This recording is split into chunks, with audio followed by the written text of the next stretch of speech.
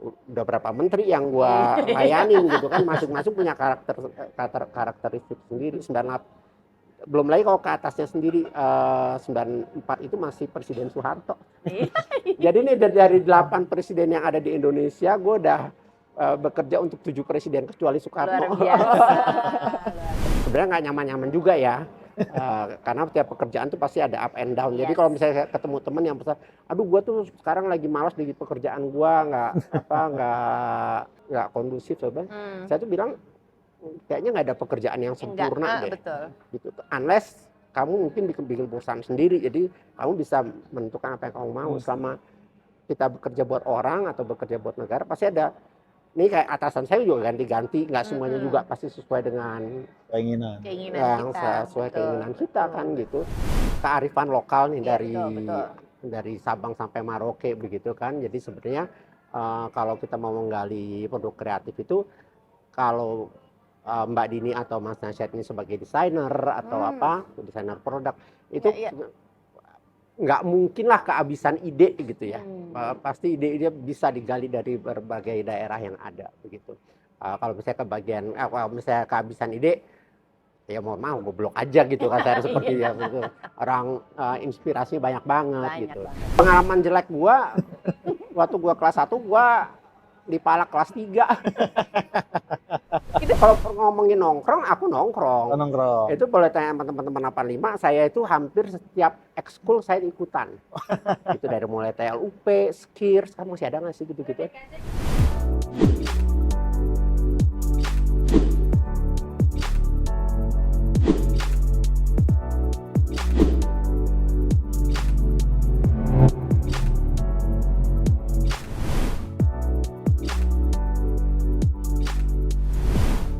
Assalamualaikum warahmatullahi wabarakatuh. Halo sahabat alumni, kembali kita di acara podcast Inspiras. Apa itu Inspiras? Inspirasi Story. Inspirasi Story ini diinisiasi oleh bagian Humas dan Kerjasama, di mana kita mengundang teman-teman, kakak-kakak, adik-adik alumni dari SMAN 70 yang sekarang ini sudah bisa dibilang berhasil dan menjadi inspirasi bagi kita semua alumni SMAN 70. Baik, kali ini saya Dini angkatan 7093 ditemani oleh Nasyad angkatan 7008. Nah, untuk kegiatan hari ini kita ada di Dapur Raya. Dapur Raya yang pasti ada di kawasan Blok M, Pasaraya, dan cukup dekat dan merupakan salah satu tempat tongkrongan ya.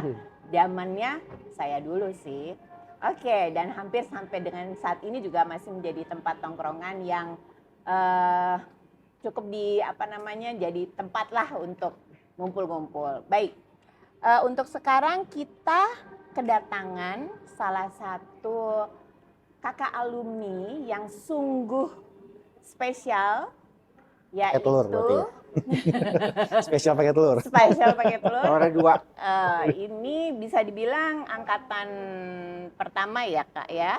Kakak atau Mas ini? Seralah. Atau Ari? Oh, nggak sopan.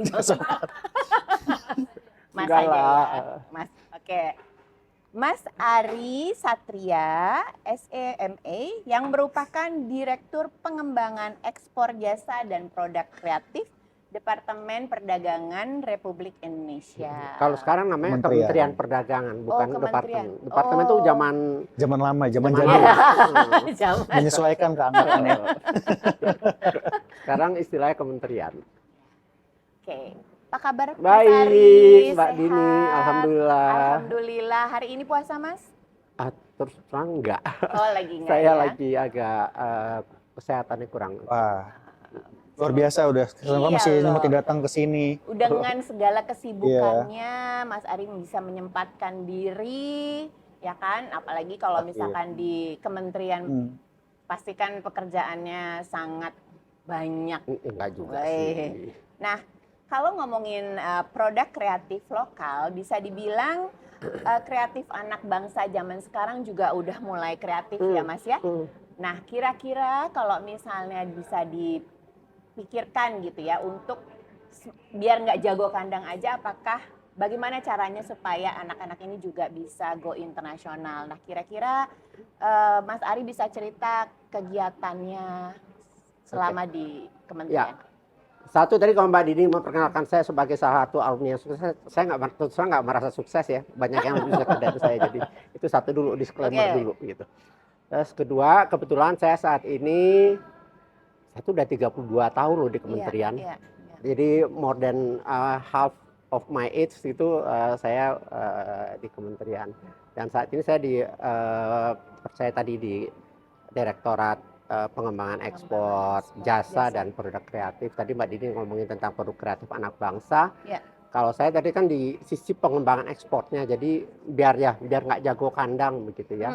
Kalau kita lihat dari nilai ekspor kita, terus terang memang produk kreatif itu share-nya masih kecil, tapi peningkatannya itu paling besar dibandingkan dengan produk pertanian atau produk manufaktur. Jadi share-nya masih kecil, tapi growth-nya itu paling besar. 2025 compare to 2024 itu hampir 30% tuh peningkatannya jamnya gitu. Nah, terus terang Indonesia ini kan memang kaya dengan kearifan lokal nih, dari Sabang sampai Merauke begitu kan. Jadi sebenarnya kalau kita mau menggali produk kreatif itu, kalau Mbak Dini atau Mas Nasyad ini sebagai desainer atau desainer produk itu nggak mungkin lah kehabisan ide gitu ya. Pasti ide-ide bisa digali dari berbagai daerah yang ada begitu. Kalau misalnya kehabisan ide, ya mau goblok aja gitu kan, saya seperti ya gitu. Orang inspirasi banyak banget gitu. Nah, tapi bagaimana agar produk-produk kita itu sesuai dengan apa yang diminati oleh pasar.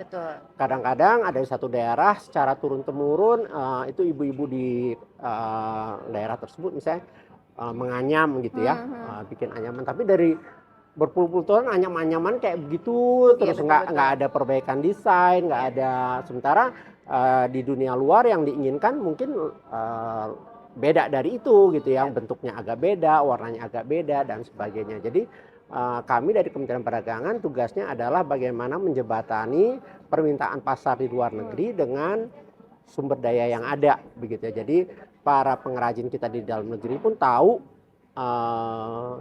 yang diminta oleh pasar itu seperti apa sih.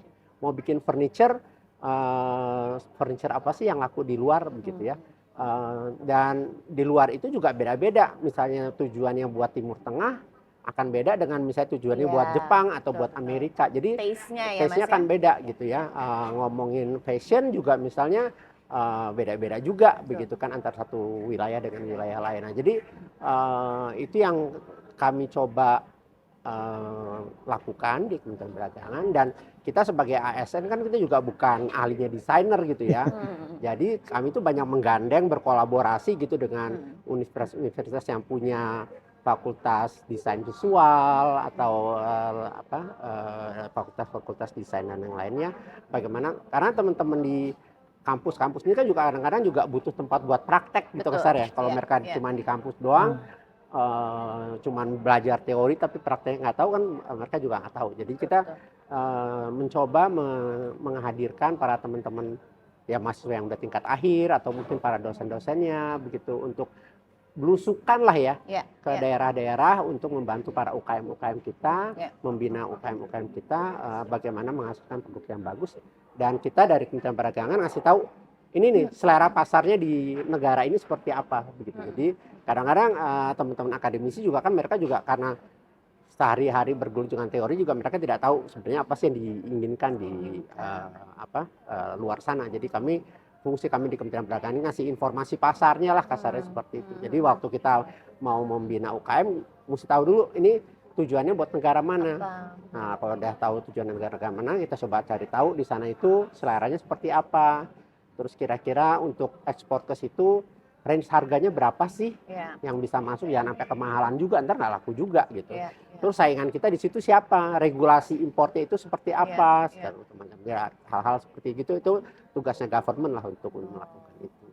Nah, sekarang ini tuh banyak sekali UMKM yang memang berkembang ya di Indonesia itu, baik dalam hal makanan, produk gitu ya, fashion. Nah, sebenarnya kendala apa sih yang lebih banyak dihadapi gitu ketika mau memasarkan produk? Ya, satu tadi yang saya sampaikan adalah informasi pasar. Tadi Mbak Didi juga sampaikan tentang makanan gitu ya. Kalau kita mengekspor makanan, itu akan beda dengan kita mengekspor furniture atau kerajinan. Ya, gitu ya. beda. Karena ini kan menyangkut kesehatan manusia. Namanya Ya. makanan, kosmetik. Ini kan juga banyak nih UKM sekarang udah bikin parfum segala Ya, macam ya, gitu ya. ya. Terus produk farmasi gitu, karena ini menyangkut kesehatan masyarakat, pasti regulasinya akan lebih ribet gitu. Karena di badan POM-nya di negara tujuan kan pasti ada standarisasinya gitu ya, nggak boleh ini, nggak boleh itu, karena itu menyangkut kesehatan manusia begitu. Akan beda kalau misalnya cuman ekspor furniture atau ekspor kerajinan atau ekspor produk fashion. Jadi yang juga mesti diketahui oleh para UKM itu adalah bagaimana sih regulasi yang berlaku di negara tujuan. Jadi makanya tadi saya dari awal waktu kita bikin barang itu kita mesti tahu nih tujuannya buat kemana begitu, karena masing-masing negara akan beda begitu. Jadi itu yang mesti diketahui oleh teman-teman UKM tersebut. Karena kan ini kita programnya adalah inspirasi ya kan, jadi apa yang disampaikan oleh Mas Hari ini bisa menginspirasi teman-teman gitu. Kira-kira produk apa atau kebutuhan apa sih yang sedang dicari seperti itu ya kan. Nah, mungkin nanti ada gunanya juga misalnya suatu hari misalnya gitu ya, atau misalkan dari acara ini bisa di-share ke teman-teman bahwa oh ya kalau misalnya kita mau membuat sesuatu, misalkan si pengusaha-pengusaha dari alumni terutama itu bisa, mungkin Mas Ari bisa memberikan sedikit apa ya, kayak poin-pointers gitu kira-kira yang biasanya. Ya, sebenarnya kita tahu bahwa yang membina UKM ini kan banyak banget nih kementerian. Kami di Kementerian Perdagangan itu sebenarnya di bagian hilirnya doang.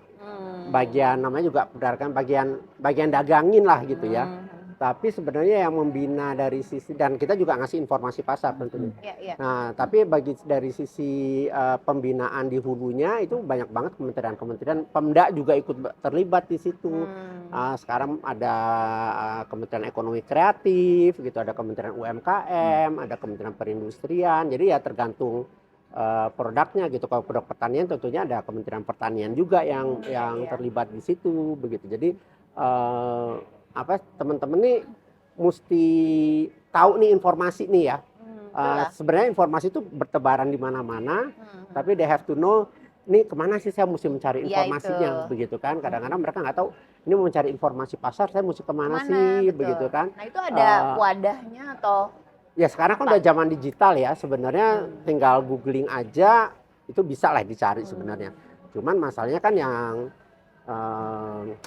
kasarnya yang abal-abal juga banyak gitu kan. Nah, kita kan mesti tahu mana sih tempat informasi yang benar-benar reliable, yang benar-benar bisa dipercaya atau enggak gitu. Nah, insya Allah sih kalau misalnya itu lembaga pemerintahan pastinya bisa dipercayalah begitu ya. Tapi ya tergantung teman-teman, karena kayak sisi pengembangan ekspor sendiri sekarang tuh banyak banget lembaga-lembaga swasta yang bilang ini bisa kita bantu loh untuk promosi ekspornya itu begitu. di Tapi IG juga sering lewat tuh Mas, kayak misalnya latihan apa ya kan, ekspor gitu, waduh gitu kayak menggiurkan sekali. Tapi kan seperti tadi yang sebenarnya yang poinnya adalah kita mesti tahu informasi pasar. Nah, kekuatannya kami di Kementerian Perdagangan itu kami tuh banyak punya perwakilan perdagangan di luar negeri, baik itu Atas Perdagangan dan Indonesia Trade Promotion Center namanya ya. Itu kita ada di 46 kota di berbagai negara, ada di 33 negara. Karena ada satu negara yang misalnya punya 2 gitu, kayak Amerika yang gede gitu kan. Kita punya kantor di Los Angeles, punya kantor di Chicago, punya kantor di Washington DC begitu. Jadi nah mereka itu yang salah satu tugasnya bikin market intelligence lah kasarnya seperti itu. Ini kita kemarin lagi heboh urusan Trump nih, gitu kan. Nah itu gimana tuh Mas, bisa cerita nggak? Enggak, jadi kan justru teman-teman di perwakilan itu yang mereka yang harus tahu banget apa sih yang sebenarnya terjadi di sana begitu ya, secara politiknya atau apanya. Jadi kita mendapatkan informasi dari first hand-nya lah, tangan pertamanya begitu ya. Jangan kita dapat informasi dari orang yang nggak ngerti gitu malah. Jadi kan malah kacau balau begitu, rasa seperti itu. Nah, jadi hal-hal seperti itu. Jadi kekuatan kami adalah kita punya, kebetulan saya juga kalau Mbak Dini baca CV saya pernah jadi atas perdagangan di Korea sekali, Selatan. Mas. Ini panjang banget. Ya udah malang melintang kemana-mana itu kayak. Nah, jadi ya itu tugas kami adalah itu, dan itu bagaimana kita menginformasi. Dan sekarang karena zaman digital, kita juga sebenarnya punya platform untuk menginformasikan itu. Cuman masalahnya adalah ini teman-teman bikin market intelligence nih tentang pasar Korea Selatan misalnya begitu kan. Kalau cuma dimasukin ke website, itu website itu kan nggak hanya dibaca sama orang Indonesia. Nanti eksportir Malaysia juga baca, eksportir Thailand juga baca. Oh, mau masuk Korea Selatan ternyata harus begini. Nah, sementara yang bikin kan kita. Itu bikin market intelligence itu biayanya nggak dikit loh. Kadang-kadang mesti meng-hire konsultan yang biayanya bisa ribuan dolar dan segala macam begitu kan. Nah, jadi terus terang kita tidak membuka secara bebas itu si websitenya. Jadi mesti jadi member dulu. Kita verifikasi dulu bahwa memang ini yang akan meretrieve data-data tersebut emang orang-orang yang berkepentingan gitu ya, emang UKM Indonesia, ekspornya Indonesia begitu. Jadi mesti jadi member dulu baru dia bisa mendapatkan informasi tersebut gitu. Tapi kan at least teman-teman UKM mesti tahu nih, saya mesti daftarnya kemana, segala macam gitu. Dari apa istilahnya dari kementerian pasti ada ya ininya ya. Begitu. Mungkin melanjutkan tadi pertanyaan tadi ini, Mas. Jadi kan tadi yang udah dibahas masalah peran konsultasi ya dari Kementerian Perdagangan, ada peran juga pembinaan lah. Tapi kalau spesifik ya untuk membantu dalam bidang pendanaannya bagi UMKM ya, apa istilahnya inkubasi ya, Mas. Gitu apakah juga gencar sekarang gitu untuk mendorong ekspor dari UMKM? Balik lagi kalau misalnya pendanaan itu ranahnya Kementerian Keuangan. Begitu. Kami di Kementerian Perdagangan namanya juga tadi ngurusinnya cuma dagang doang, kita cuman saya tuh malah ngomongin teman-teman kita tuh sebenarnya kerjaan kita tuh comblang gitu ya. Kita tugas kita adalah mempertemukan para calon eksportir ini atau ada eksportir dengan importirnya. Itu kerjaan kita utama adalah itu. Makanya kita harus mencari pasar, cari informasi pasar. Nah, kalau udah ngomongin si ekspornya kekurangan duit, nah itu ranahnya Kementerian Keuangan itu, karena kita nggak. Atau mungkin tadi yang Mas bilang kementerian terkait atau Pemda atau apa yang mendorong produk-produk itu tadi ya. Setahu saya di Kementerian Keuangan ada satu lembaga namanya Lembaga Pembiayaan Ekspor Impor. Lembaga Pembiayaan Ekspor Indonesia. I-nya tuh Indonesia bukan. Paling saya baru tahu nih. LPI gitu. Nah, itu atau bahasa Inggrisnya namanya Indonesia Exim Bank gitu. Jadi ya itu kalau ya kita bisa mengasih informasinya, tapi dan keputusan bukan di kita gitu, karena itu ranahnya kementerian lain gitu, bukan kita nggak ngurusin duitnya soalnya gitu. Ntar kalau kita ngomongin duit, ntar kita dikira ngerjain kerjaan orang lain gitu. Izin Kak, mungkin sekarang ke pertanyaan ke-70 boleh? Boleh. Izin Kak, ya kan udah serius-serius ya masalah dagang, jadi mungkin sekarang kita nostalgia ke era Kakak waktu itu. Kakak berarti kan angkatan 85 ya Kak? Iya. Kalau 85 tuh nama angkatannya apa Kak? Apa ya? Nggak tahu lah, kalau fosil kan udah ikan ya, tapi kan nama angkatan kan kita punya nama angkatan kan. Gue terus terang anak baik-baik sih zaman dulu. Anak baik-baik. Itu pertanyaan selanjutnya padahal. Oke. Oh, berarti Kak Adi waktu itu anak baik-baik berarti nggak nongkrong Kak. Tapi tadi sempat di awal nggak semulus itu. Nah, ya kan? Coba. Kalau ngomongin nongkrong, aku nongkrong. Itu boleh tanya sama teman-teman 85, saya itu hampir setiap ekskul saya ikutan. Itu dari mulai TLUP, SKIRS, kamu masih ada nggak sih gitu-gitu? Oh ya nggak ikutan. Paduan suara ikut, terus vokal grup ikutan. Pokoknya kalau lihat buku tahunan, enggak, gua nggak ikutan. Kalau lihat buku tahunannya 70 OSIS juga ikutan gitu. Ada di mana-mana nih pokoknya eksis lah ya. Ya SKIRS segala macam. Jadi eh, kita juga dulu punya lentera gitu. Oh, lentera. Oh, lentera. Gitu ya ikutan. Pokoknya Isga nggak ikut Mas? enggak. Nggak ikut. Kalau zaman dulu gimana Mas? Culture senioritasnya dulu pas zaman Mas. Apakah Mas tersiksa Mas pas masih kelas fasilitas? Iya. Kita ini kan terus terang angkatan 70 murni pertama. Iya, betul. Dan waktu kita masuk di kelas 1, itu kelas 2, kelas 3 kita itu masih yang gabungan 9-11 ya. gitu kan. Yang jadi culture-nya juga mereka kan masih mix gitu ya. Sementara kita mencoba membentuk culture sendiri, dan kita tuh kayaknya angkatan terbesar ya. Kita tuh 24 kelas. 24 kelas. 24 kelas. Saya tuh masuk kelas 1 aja kelas 115 gitu. Kayaknya udah banyak banget gitu ya. Jadi terus terang saya nggak bisa kenal semua orang di angkatan saya. Berapa kelas waktu itu Mas? 24. 24 ya? Bayangin kalau misalnya satu kelas rata-rata 40 atau 50 orang aja udah 1.200-an begitu kan. Sekarang udah 60 ya, ya 50 lah rata-rata gitu, udah 1.200-an gitu kan. Susah banget gitu untuk bisa menghafal semuanya begitu. Apalagi setelah kita jadi alumni udah pada nyebar kemana-mana gitu, terus ngumpul lagi gitu. Makanya waktu saya ini kan ketua fosil pertama, jadi waktu mula-mula ngumpulin orang-orang gitu, mesti mengingat-ingat lagi nih dulu siapa ya betul. Apalagi kalau udah makin usia kan mukanya juga berubah-ubah ya. Yang tadi yang nggak berhijab sekarang berhijab segala macam gitu kan, jadi kan aduh gitu susah.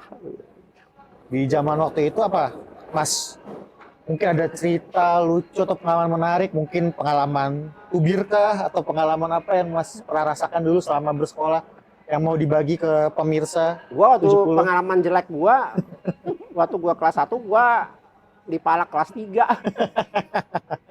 Itu biasa sih kayaknya. Iya, aura-aura jadi direksinya kayaknya udah kelihatan Mas. Dipalak berapa Mas dulu waktu itu? Aduh, nggak usah disebut lah. Nah, terus kira-kira kalau misalkan apa ya istilahnya turning point, atau misalkan yang Mas rasakan atau ambil kira-kira keputusannya waktu SMA, kalau misalkan SMA kan katanya adalah masa dimana kita harus memutuskan mau jadi apa sih. Nah, itu kok bisa nyampe ke stage ini gitu. Apalagi kan udah di perdagangan udah 32 tahun ya Mas ya. Dari kuliah langsung di... Enggak, saya sempat swasta dulu. Oke. Apa ya? Nggak ada sih ya, maksudnya saya mungkin menjadi ASN itu lebih karena pengaruh keluarga gitu ya. Iya sih. Karena orang tua juga ASN, om dan tante saya juga ASN, jadi ya udah lah terpengaruh. Gitu. Kayaknya wajib banget nggak sih gitu? Nggak wajib-wajib juga, cuman dulu kan punya stigma nih, apalagi waktu zaman kuliah. Aduh, kalau ASN itu gajinya kecil gitu ya, nanti hidupnya susah segala macam gitu. Nah, itu apa tuh akhirnya yang men-trigger gitu? Enggak, saya melihat keluarga saya dan sebagainya. Kok kayak ya walaupun nggak mewah-mewah kayak konglomerat juga, cuman kan kayak nggak miskin-miskin amat lah gitu ya. Ini sebagai orang beragama, saya sih berpikirnya kalau nawaitu kita memang lillahi ta'ala dalam bekerja, masa sih Tuhan membiarkan kita kelaparan, kan nggak mungkin juga gitu lah. Ya minimal berkecukupan, ya nggak berkekurangan lah. Alhamdulillah sampai sekarang saya nggak pernah kelaparan gitu aja sih. Dan bagi millennials Kak, ini Kemendak salah satu top 5 lah kementerian yang diincar ya. Jadi udah tahu apa Kemendak nih gajinya oke nih. Betul. Justru yang oke tuh Kementerian Keuangan. Itu ya. Gitu. Itu satu. Namanya juga uang. Yang produksi ya kan. Bank Indonesia atau apa begitu. Dulu waktu SMA itu apa bidangnya, sosial apa fisika? Saya IPA. Oh IPA. Dulu kan kita IPA IPS gitu ya. IPA yang beralih ke urusan sosial. Jadi terus terang cita-cita saya dulu tuh adalah jadi insinyur. Karena orang tua saya dua-duanya teknik gitu. Jadi memang dari awal, dan saya sebagai anak paling gede gitu agak tercekokin, kamu harus meneruskan cita-cita orang tua satu lagi. Begitu. Itu kan ini khasnya ortu zaman dulu. Iya, begitu kan dari SMA udah cekokin buku-buku teknik lah segala macam gitu. Nah, jadi waktu apa sih istilahnya masuk universitas tuh, kalau zaman saya tuh namanya Sipenmaru. Sekarang apa sih masuk UMPTN itu? SNMPTN, Ya. SNBT, Ya, whatever lah. SNMP, apalah itu. Tiap menteri soalnya ganti Ya. istilah sih soalnya gitu lah. Jadi itu terus terang masuk ekonomi itu adalah pilihan terakhir begitu. Jadi tujuan utama saya adalah teknik. Jadi waktu zaman SMA itu nggak ada kayak apa ya, kalau ini kan perdagangan tuh lebih ke, dan produk kreatif tuh lebih ke ya creativeness, terus udah gitu unsur jual beli kayak gitu ya. Waktu di SMA nggak ada tuh jual beli gitu keinginan. Gue jadi pedagang gitu. Tapi ya itu tadi emang cita-citanya mau jadi pegawai negeri itu aja sih. Gitu. Mulia Dan sekali ya, loh. enggak karena tapi ini buat inspirasi ya, kan ngomongin inspirasi. Apa ya? Benefit kita bekerja itu kan tidak melulu dari gaji. Betul. Gitu ya. Bisa dari pengalaman. Ini kebetulan saya dapat S2 juga kan beasiswa gitu ya. Itu kayak LPDP yang zaman dahulu lah. Sekarang kan sekarang istilahnya LPDP, zaman saya belum ada istilah LPDP gitu. Jadi saya itu berangkat S2 ke Amerika itu tahun 98. Orang lagi pada krismon di sini, gue dapat dolar di sana gitu. Enak dong, Iya, nabung. jadi pulang-pulang tahun 2000 udah selesai tuh krismonnya begitu. Saya ngerasain krismon nggak lo? Ngerasain. Masih SD saya, Kak. Jadi aku nggak ngerasain. Nah terus kalau hitung-hitungan zaman dulu nih dalam rupiah, kayaknya ini kan lagi heboh nih di netizen lagi ngebully salah satu alumni LPDP nih. Iya betul. Iya. Itu malah karena itu ada bapaknya kemungkinan akan disuruh ngembaliin dana 2M sekian. Gitu. Nah zaman dulu nih, zaman saya tahun 98 2000-an, saya tuh merasa bahwa hitung-hitungan saya nih, uang yang sudah dikeluarkan oleh negara untuk saya sekolah, dari mulai biaya hidup, tuition fee, segala macam itu dengan kurs zaman dulu itu sekitar 1 miliar rupiah. Saya mikir kalau misalnya saya dulu kerja di swasta, kayaknya nggak mungkin deh gua bisa bayar sendiri itu begitu. Jadi itu satu blessing in disguise aja gitu.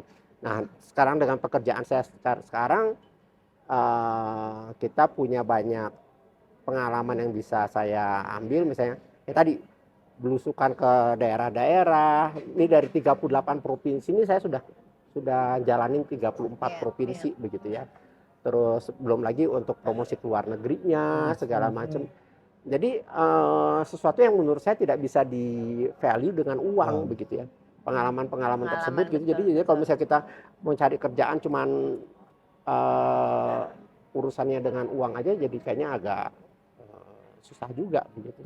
Jadi ini being here ketemu dengan Mbak Dini, Mas, nasihatnya juga buat saya ada satu pengalaman yang pasti akan saya juga, tidak hanya kalian memetik dari saya juga memetik dari kalian juga gitu loh. Jadi kalau misalnya saya kerja di swasta sekarang lagi berkutat di kantor, tentu kan beda lagi. Kan jadi pengalaman inilah yang menurut saya itu priceless lah ya begitu. Gitu. Jadi kadang-kadang yang membuat saya sebenarnya nggak nyaman-nyaman juga ya. Karena setiap pekerjaan tuh pasti ada up and down. Jadi kalau misalnya saya ketemu teman yang pesan, aduh gue tuh sekarang lagi malas di pekerjaan gue, nggak kondusif, saya tuh bilang kayaknya nggak ada pekerjaan yang sempurna deh. Betul. Gitu. Unless kamu mungkin bikin perusahaan sendiri, jadi kamu bisa menentukan apa yang kamu mau. Selama kita bekerja buat orang atau bekerja buat negara, pasti ada. Ini kayak atasan saya juga ganti-ganti, nggak semuanya juga pasti sesuai dengan keinginan sesuai keinginan kita kan gitu.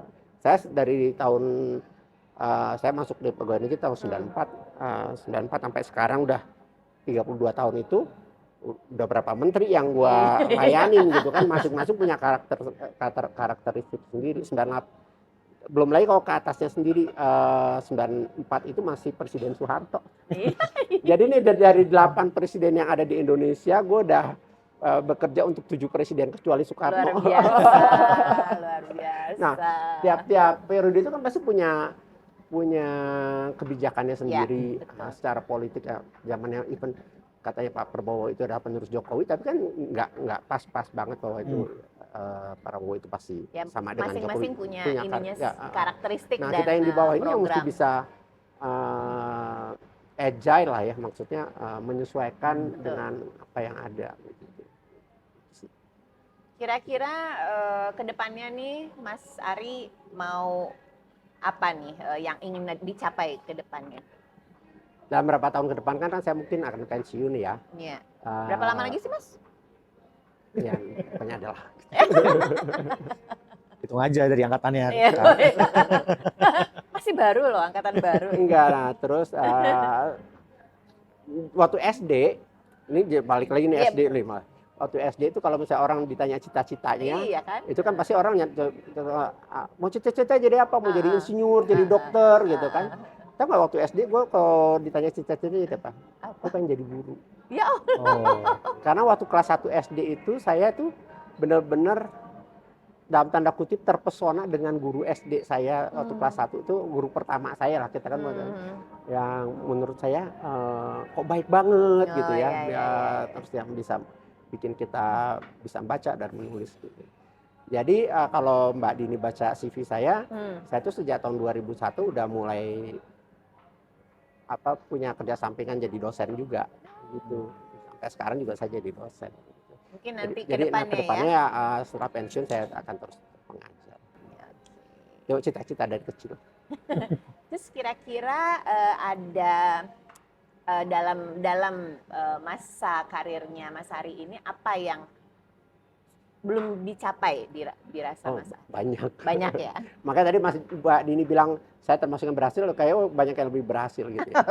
Waktu kita masuk pekerjaan pasti kan kita tentunya punya cita-cita sama kayak kita hidup gitu ya. Saya ingin mencapai di titik tertentu begitu ya dalam jenjang karir saya.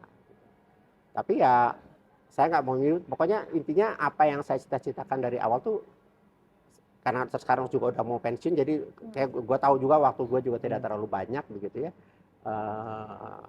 Ya ada yang nggak tercapai sih begitu. Tapi minimal kita sudah berusaha lah.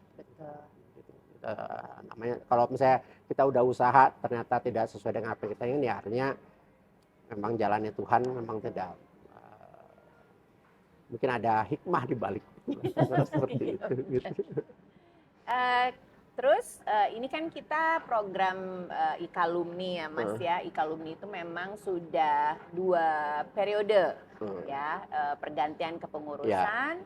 Nah, kira-kira ada nggak sih yang dari sisi Mas Ari sendiri yang nantinya apa sih yang bisa diberikan, atau misalkan apa sih yang bisa kita kolaborasikan dengan Kementerian Perdagangan ini kira-kira? Ya, satu sebelum sampai situ saya melihat bahwa Ikalumni ini kan potensi sangat besar banget gitu ya.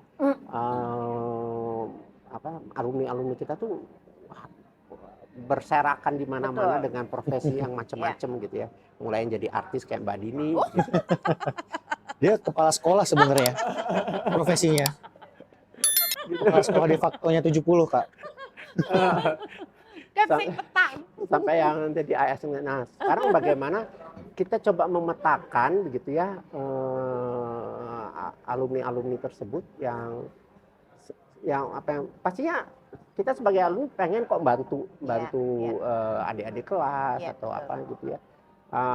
Kalau saya dari Kementerian Perdagangan dengan kapabilitas saya pribadi 32 tahun Kementerian Perdagangan itu pasti dengan senang hati saya bantu misalnya teman-teman itu tadi, teman-teman UKM yang sedang mencari pasar segala macam dan mencari pasar itu kita coba. Kalau misalnya Ikalumni mau bikin semacam workshop, webinar atau whatever, tidak harus, sekarang kan zamannya digital ya, tidak harus face to face lah begitu. I'm very glad to be bisa menjadi. Kalau nanti suatu hari juga diundang misalnya oleh pihak sekolah gitu sebagai ya waktu zamannya saya ketua Fosil kan juga saya waktu itu pernah ya. kepala sekolahnya siapa Ibu siapa? Ratna, Bu Ratna. Bu itu. Ratna. Oh. Oh iya zaman itu. Oke. Baik, masih di Inspirasi Story di Oh, kanal Inspiras namanya. Inspiras. Oke. Nah, ya kan? Karena banyak story-story di dalamnya jadi Oke. Inspiras.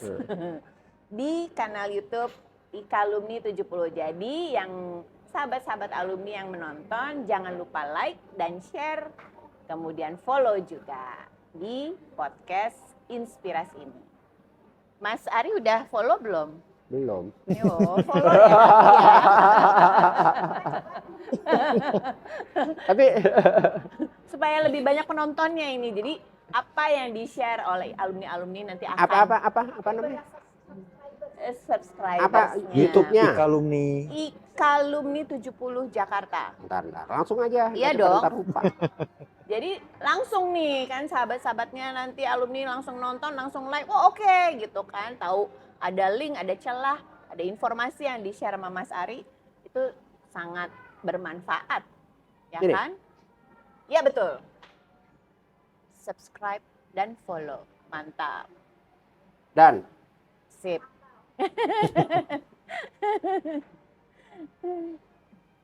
Nah, terus kira-kira ada pesan-pesan apa nggak Mas yang sebelum kita mengakhiri dari acara podcast kita kali ini?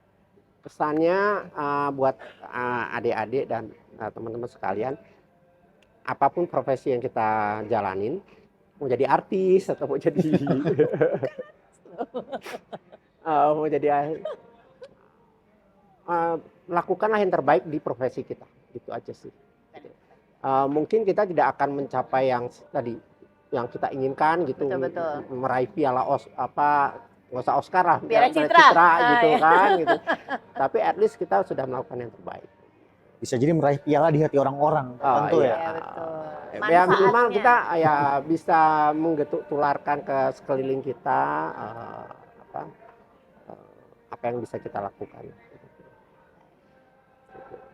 Baik, teman-teman alumni, begitulah perbincangan kita dengan salah satu alumni dari angkatan 7085. Sungguh menginspirasi Mas Ari. Thank you. Dan terima kasih Thank you for having me. atas waktunya Iya, di tengah-tengah makasih. kesibukannya. Kalau misalkan ada kata-kata yang kurang berkenan. Oh, berkenan banget. Tenang aja. Aku Dini dan Nasyad, mohon maaf. Oke, Dan Terima thank kasih, you. Mas. kita tutup dengan yel. Apa? Saya Gaya Jaya. Oh, oke. Oke? Oke. Oke, 70. Saya Gaya Gaya Jaya. Jaya.